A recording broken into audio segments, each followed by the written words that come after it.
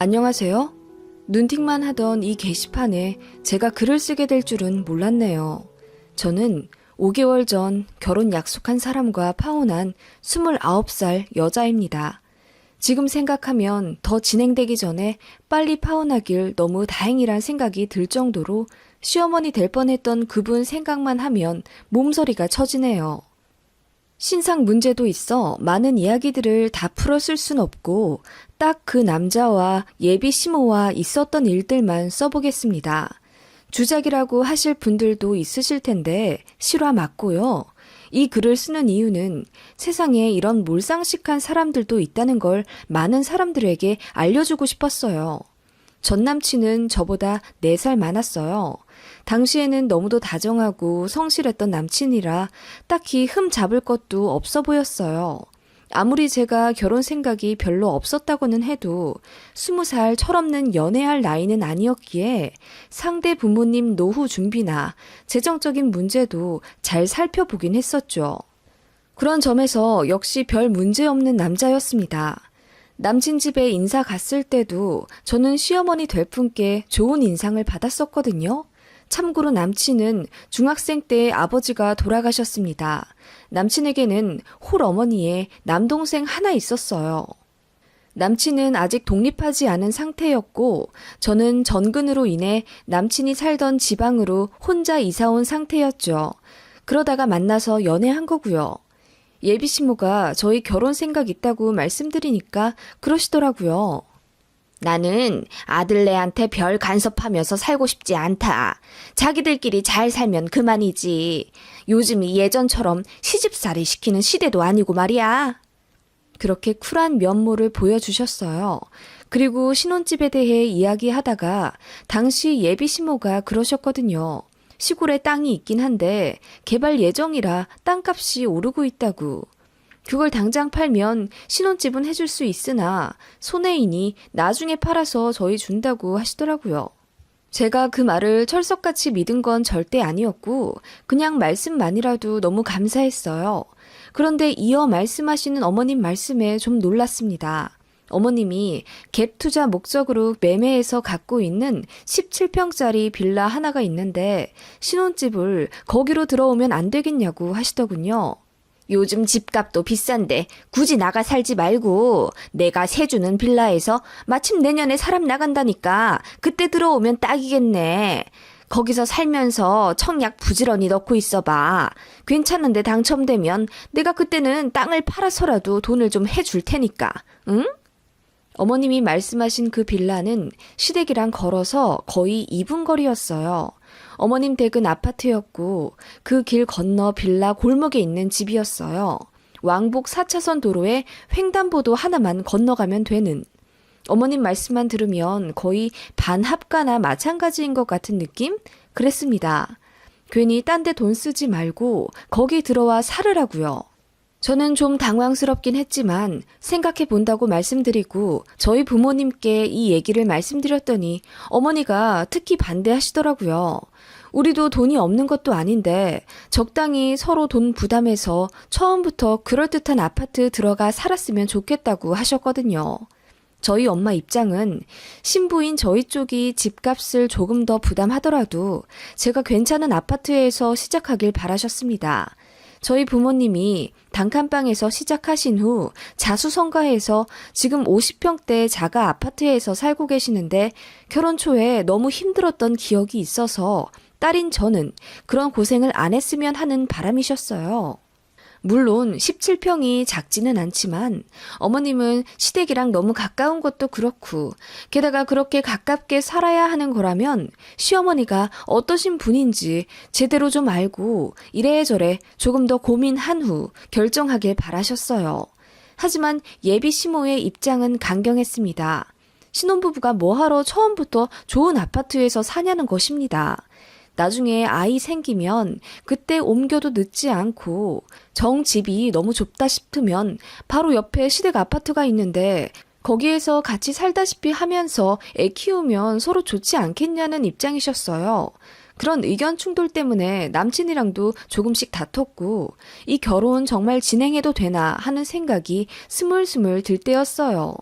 예비 시모가 할 말이 있으니 저만 따로 봤으면 좋겠다며 제 직장까지 찾아오셨습니다.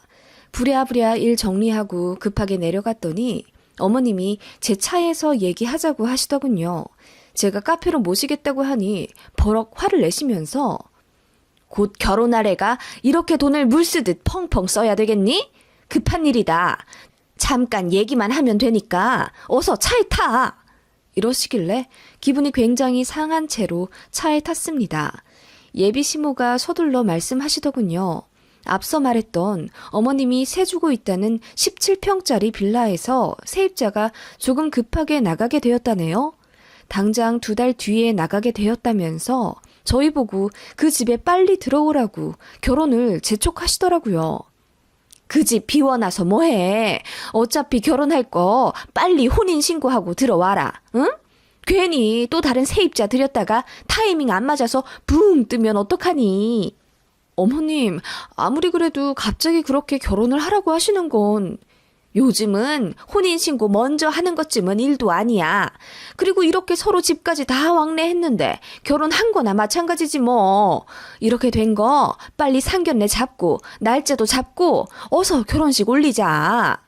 어머님, 집 때문에 그러시는 거면 그냥 다른 세입자 받으세요. 사실 저희 결혼에 대해 더 이야기도 해야 하고요. 만약 결혼을 진행하게 된다면 저희 보금자리는 알아서 구해볼게요. 둘 다 직장도 탄탄한데 대출이라는 방법도 있고요. 무슨 놈의 대출이야, 대출은. 빚이나 갚아가면서 결혼 생활 하라고? 그건 말도 안 된다. 예비 시모가 갑자기 버럭 화를 내며 무슨 일이 있어도 저희가 그 집에 들어와야 한다고 하시더군요. 이유는 아들 결혼하는데 지원해줄 돈이 없기 때문이시랍니다. 그게 무슨 말이냐고. 지원 안 해주시면 안 해주시는 거지. 꼭 어머님 집에 들어가야 할 이유는 또 뭐냐고 제가 되물었어요. 거의 처음으로 말대꾸 비슷하게 한 것 같습니다. 그 전에는 어머님 기에 눌려서 거의 내내거렸거든요. 지금 생각하면 너무 바보 같긴 하지만 그땐 그랬습니다. 그랬더니 예비 시모가 하시는 말이 집 하나는 해줘야 너도 나를 시애미 취급할 거 아니냐. 요즘 애들 영악해서 시부모가 뭐 안 해주면 대번에 무시한다고 하더라. 어머님, 무슨 그런 말씀을. 그리고 니들 생각해서 하는 말이야. 괜히 돈 쓰지 말고 엄마가 그 집 쓰라고 할 때 써. 거기서 돈 많이 모아서 집 사서 나가면 되잖냐. 응? 시댁도 근처고 얼마나 좋아. 어머님, 근데 저 오빠랑 조금 더 결혼에 대해 얘기를 하고. 아니, 대체 무슨 얘기를 또 한다는 거야. 그만 질질 끌고 다다음 달에 들어와. 응? 뭐 가전 가구 살 것 있냐? 우리 아들 방에 있던 침대랑 내가 장롱 하나 어디서 얻어다 줄 테니까 그거 쓰고, 응? 어머님, 어떻게 신혼살림을 그렇게 해요? 저는 새살림으로 하고 싶지 중고 싫어요. 그리고 오빠 침대 그거 슈퍼싱글이잖아요. 어머님, 그러지 마시고 저희가 그냥 알아서 얘기 끝낼게요. 어떻게 그러니? 이게 다 돈 버는 방법이야. 네가 어려서 몰라서 그래. 아무튼 얘기를 좀 들어봐. TV도 우리 부동산 사장님이 창고에 버려둔 거 한 42인치 그 정도만한 거 하나 받은 거 있거든? 그거 구해다 줄 테니까 TV도 살 필요 없고 냉장고도 그냥 사지 마라. 코앞이 시댁이고 여기 김치 냉장고도 있는데 뭐하러 사니? 네? 신혼집에 냉장고를 들이지 말라고요? 그래, 너희 뭐 결혼해서 음식이나 많이 해먹겠니? 그냥 장 본 건 우리 냉장고에 갖다 놓고 그때그때 필요한 건 가져다 먹어. 왔다 갔다 하면 운동도 되고 좋지. 그리고 그렇게 해야 서로 살 붙이며 정도 들지. 나한테 요리도 배우고. 네? 어머님 어떻게 그래요? 농담이시죠? 작은 원룸에 살아도 냉장고는 필수인데요. 그거는 그거고 너희는 1분 거리에 시댁이 있잖냐. 그리고 뭐 밥 먹을 일 있으면 우리 집 와서 먹으면 되고 뭐 하러 냉장고 사서 돈 버려. 다달이 나가는 전기세도 무시 못한다. 어머님 정말 무슨 말씀하시는지 모르겠어요. 어머님 그러지 마시고. 예, 17평인데 뭐 가전 가구 드릴 게 있겠니? 굳이 필요한 게 있으면 너네 회사 법인카드 있지? 그걸로 조금씩 사봐. 예, 요즘 똑똑한 애들은 다 법인카드 잘 굴려 쓴다더라. 너도 그런 현명함이 있어야지, 응? 어머님, 신혼살림을 제 회사 법인카드로 사라고요? 아니, 냉장고를 사지 말라는 말씀도 너무 놀라운데 어떻게 그렇게 말씀하세요? 어머님 듣고 있자니 너무하시네요. 너무 당황스러워요. 제가 얼굴이 빨개져서 예비 시모에게 뭐라고 말하자 더더욱 화를 내며 제가 말을 못 알아듣는 맹추라고 하시더군요.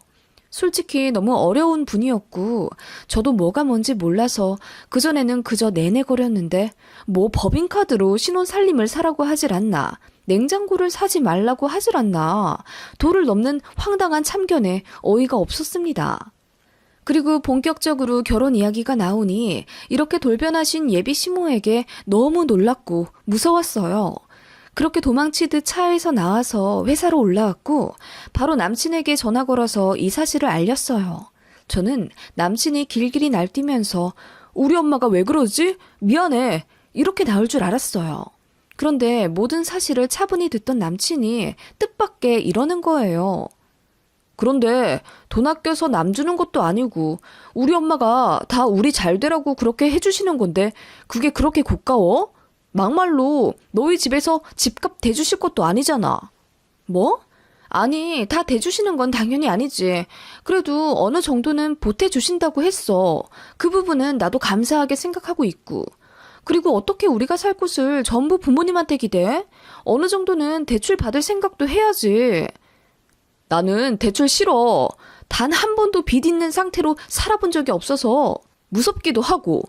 나 살 때 전부 현금으로 낸 거 알잖아. 아니, 그건 그런데 그렇다고 어떻게 요즘 세상에 앞으로 대출을 하나도 안 받을 생각을 해?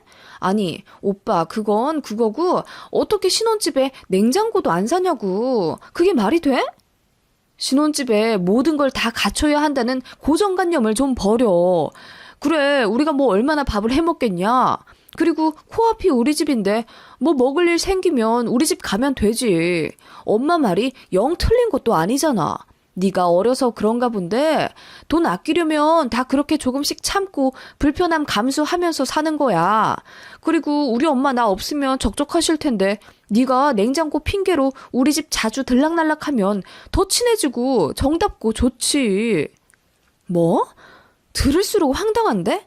아니, 다 떠나서 그러면 직장 법인카드로 신혼살림을 사라고 하시는 게 오빠는 그럼 말이 된다고 생각해? 걸리면 나더러 깜빵 가라고? 제가 황당해서 소리를 지르며 화를 내자 남친이 본인이 더 버럭 성을 내더라고요. 막무가내였습니다. 다 우리 잘 되라고, 그냥 하신 말이라고. 그리고 본인은 절대로 대출 안 받고 살겠답니다. 사실 남친이 그 전에도 좀 짠돌이끼가 있었어요.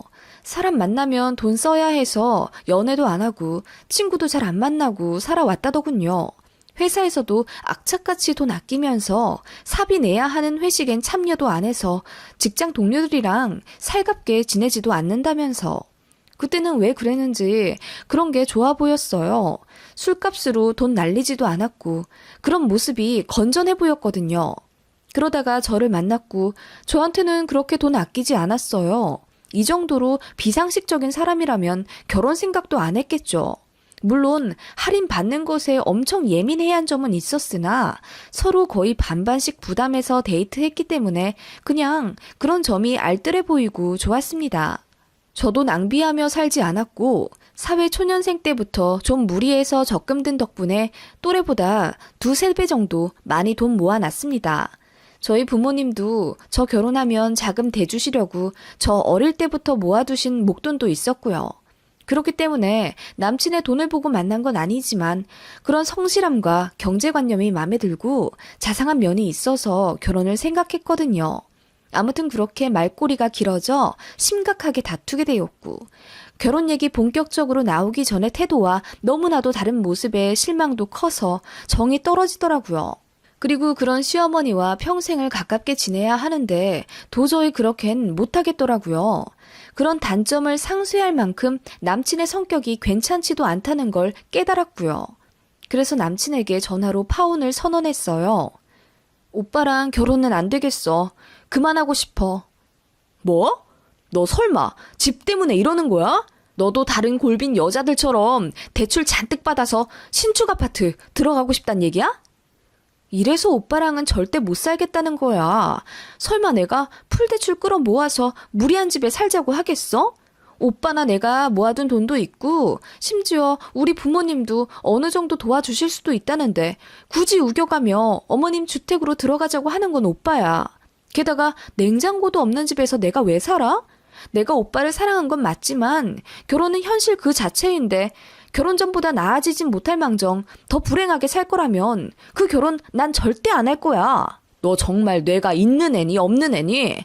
나랑 결혼하면 불행해진다고? 너 지금 엄청 잘못된 생각하는 거야.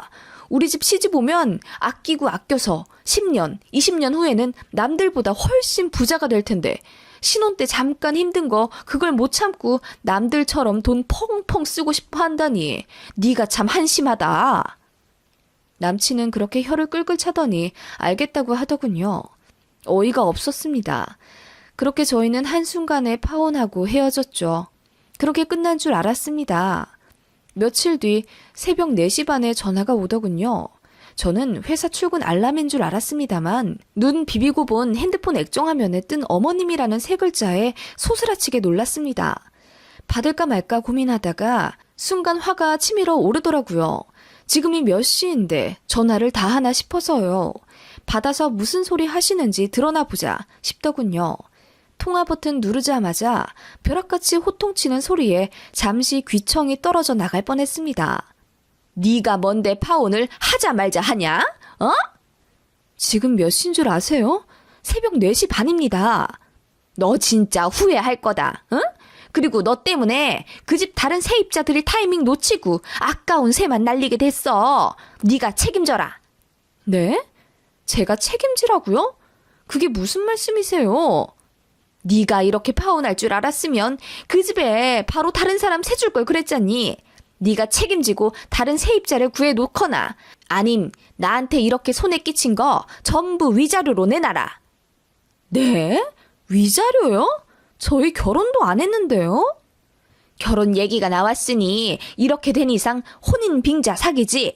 고소하려면 고소할 수도 있어. 어디서 되먹지 못한 게 들어와서는.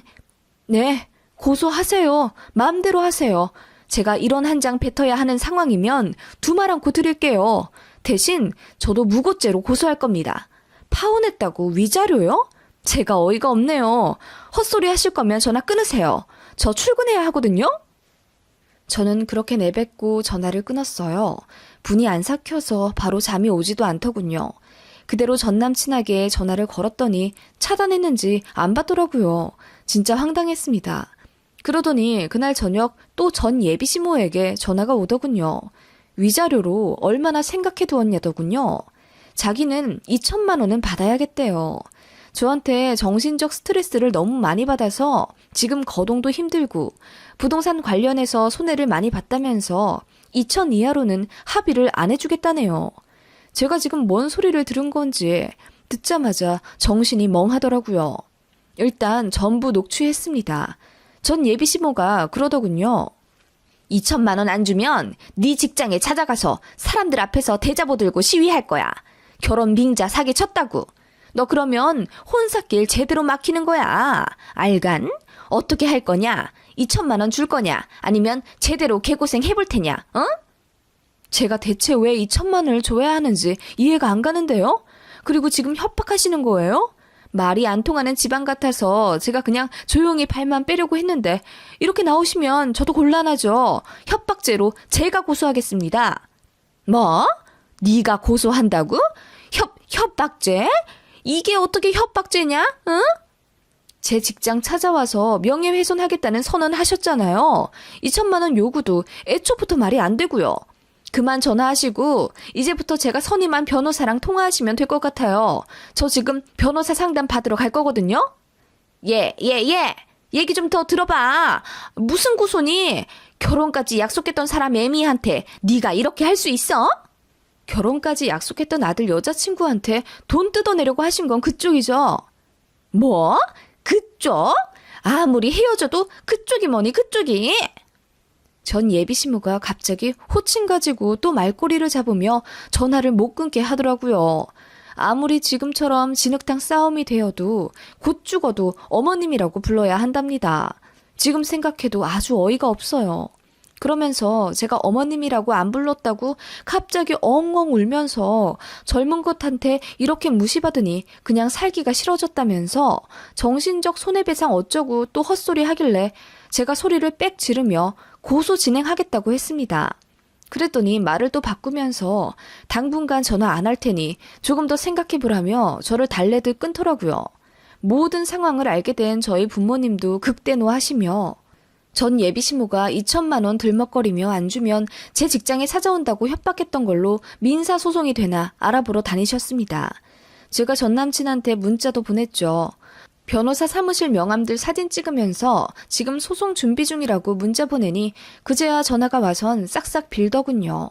자기 엄마가 그러는 건 본인 의사와 전혀 상관이 없다면서 엄마가 돈 몇 푼 손해보고 눈이 뒤집어져서 그랬던 것 같은데 제발 한 번만 봐달라고 빌더군요. 제가 싫다고 했습니다. 똥 밟은 것도 서러워 죽겠는데 협박까지 당하니까 저도 눈이 뒤집어진다면서 제대로 소송 걸겠다고 했더니 그날 밤 저희 집에 전 예비시모랑 전 남친이 찾아왔어요. 현관문 앞까지 와서 벨 누르길래 주거 침입죄로 신고한다고 하니 제발 5분만 시간 내달라면서 제발 문 열어달라고 하더군요. 제가 문 여니까 전 예비시모가 굉장히 미안해하는 표정으로 제 손을 잡으려 하길래 제가 손을 탁 뺐습니다. 그러니까 무안한 모습으로 사과하시더라고요. 그냥 좀 화가 나서 마음에도 없는 말을 했다면서 진짜 소송 진행할 거냐고 물으시더군요. 제가 그럴 거라고 하자 갑자기 눈물을 펑펑 쏟으시며 제발 한 번만 봐달래요. 늙은이가 뭘 몰라서 헛소리 한 거니까 선처해달라면서 진짜 2천만 원 받을 생각도 없었고 제 회사에 찾아올 생각은 더더욱 없었다고 막 우시더군요. 전 남친은 그냥 고개 숙이고 묵묵히 서 있었고요. 제가 전 남친에게 말했습니다. 이날 이후로 당신네들 머리털 하나라도 내 눈앞에 보이면 내가 할 수 있는 모든 방법 총동원해서 절대 가만히 있지 않을 거야. 알겠어? 그랬더니 전 남친이랑 전 예비시모 둘이 고개를 강하게 끄덕이며 이제 전화도 절대 안 하고 앞으로 나타나지 않겠다며 약속하더군요. 제가 그것까지 전부 녹음했습니다.